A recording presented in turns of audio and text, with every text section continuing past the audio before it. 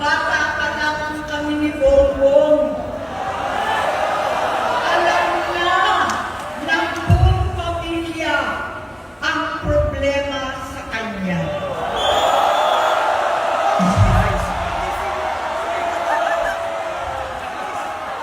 Totoo lang, mababasa naman ng lahat ang mga testimonya ng aking ama patungkol sa kanyang ugali at gawain. Noon, dahil may tatay pa kami, hindi ko pa siya responsibilidad. Noong tumatanda, ay mas naging nakakabahala. Batid ko na nagda-drug siya.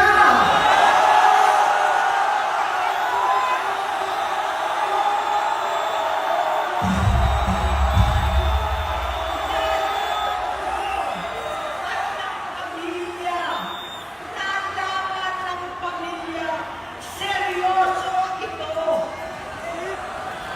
Minsan, kami ng Presidential Guard at Metro Golfa ang naglilinis tuwing nagpa-party po sila.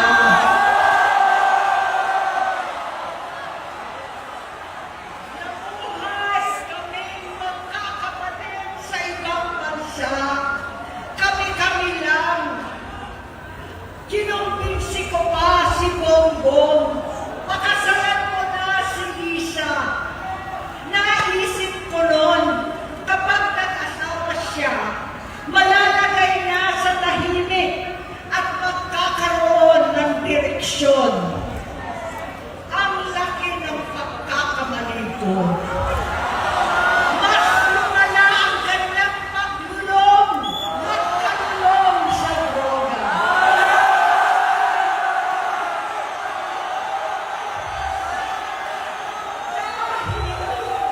Parehas pa na silang mag-asawa.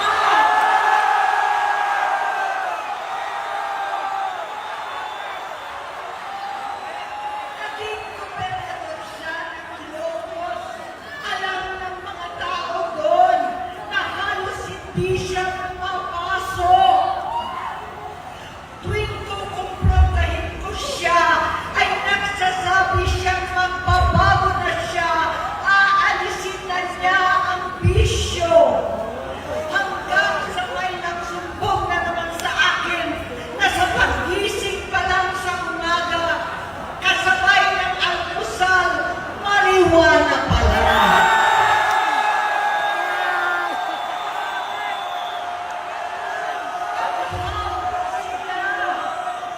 Lahat sila nagiinuman at gumagamit ng cocaine.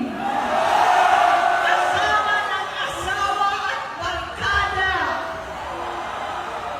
Tulad ng ama ko, kinastigo ko ang mga barkada niya.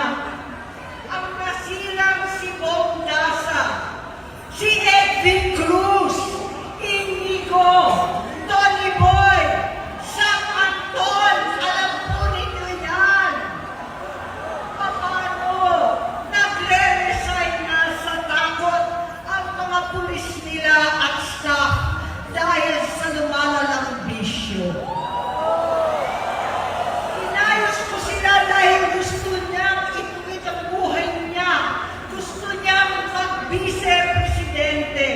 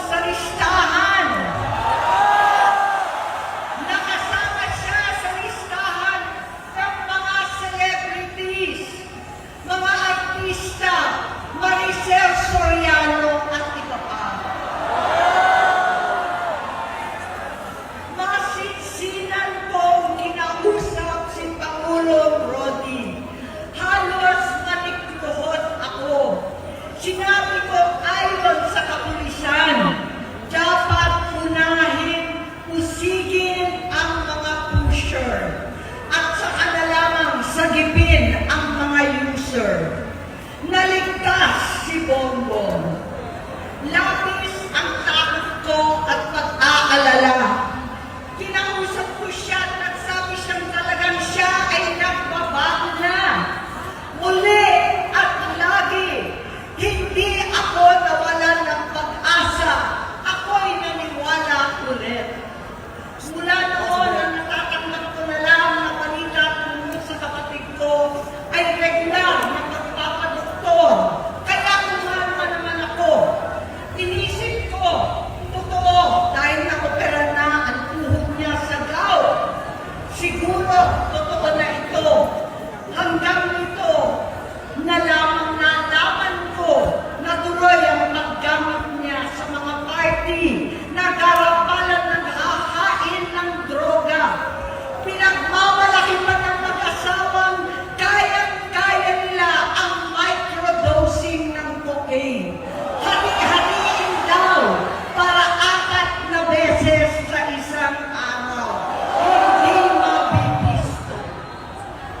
Ang pagpapadoktor, pinalabas nila ang pag-stem cell.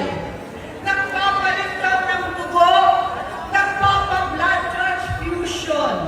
Kayang-kaya raw, hindi ko maintindihan ang pinagsasabi. Noong 2021, kahit papano, nagkikita kami at nagkakausap. Sumumpa siya sa aking talagang hinintunan niya. Naniwala ako kasi sabi niya gusto niyang tumakbo. Ang sabi ko, tutulong ako sa abot ng aking makakaya. Ipinakilala ko si Bongbong kay Inday. Naging magkatandem sila.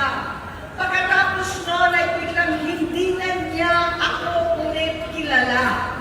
Kahit si Inday, nagtataka, bigla ko na itsapwera.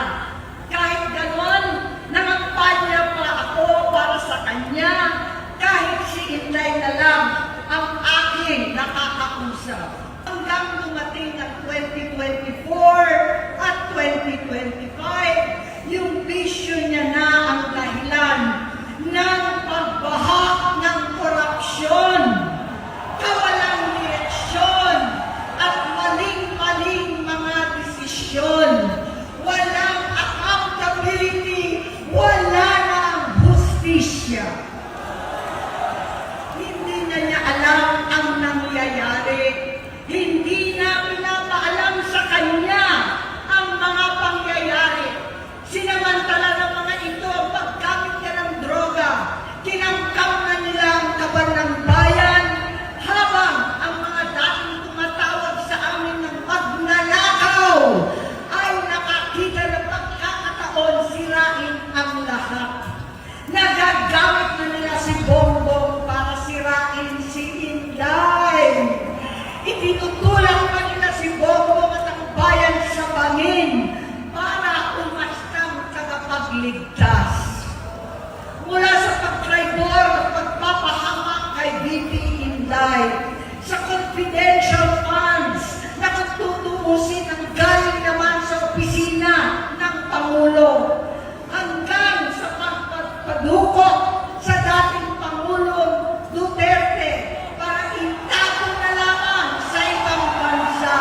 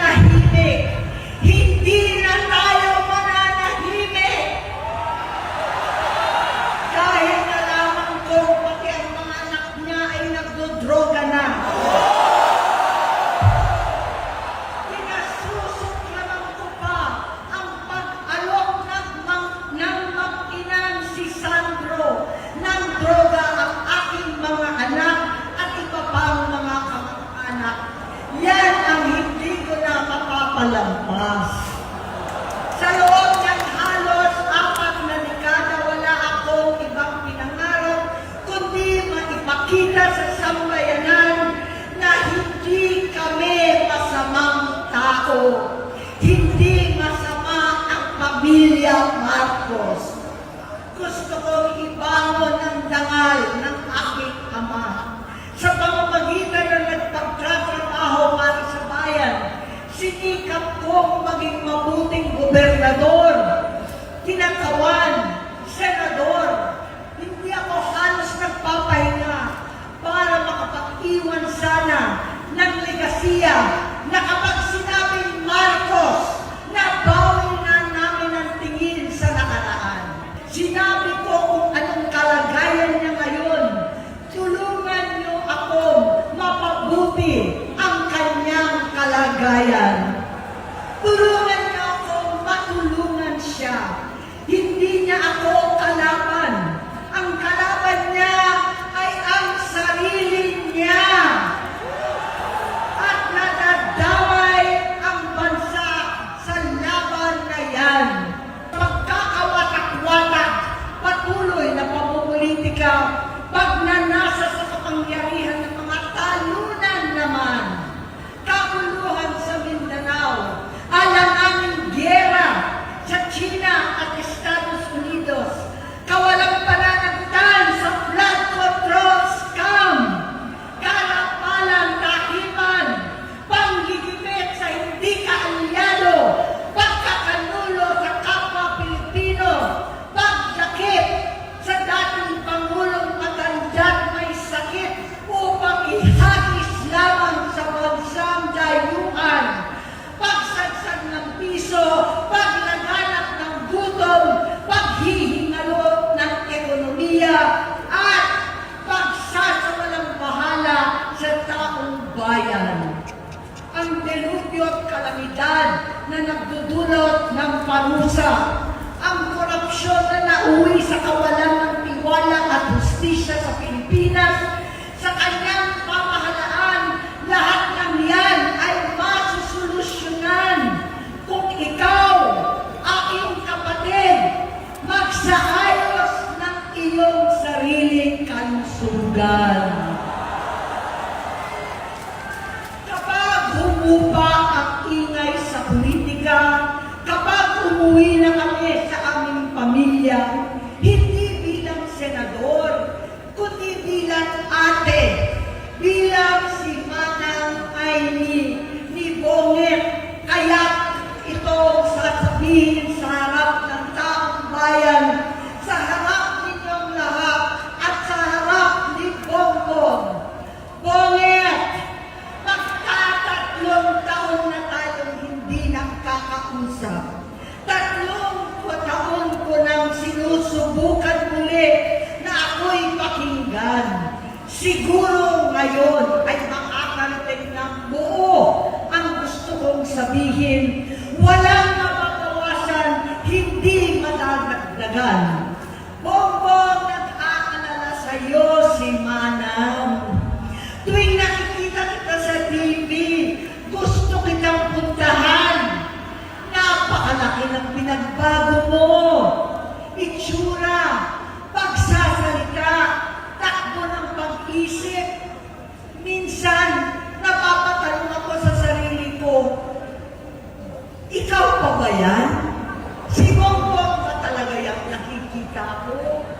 Pero ako, aling ko, ako pa rin ito. Ako pa rin ang ate mo na tumayong ama't ina sa inyo sa ibang bansa. Ang kasama no sa sumubok na sanglarin lahat ng sakit para sa iyo. Ang kapatid mo na hindi mo kailangan hingan ng tawad dahil agad ka nang iniintindi at tatanggapin dahil mahal kita.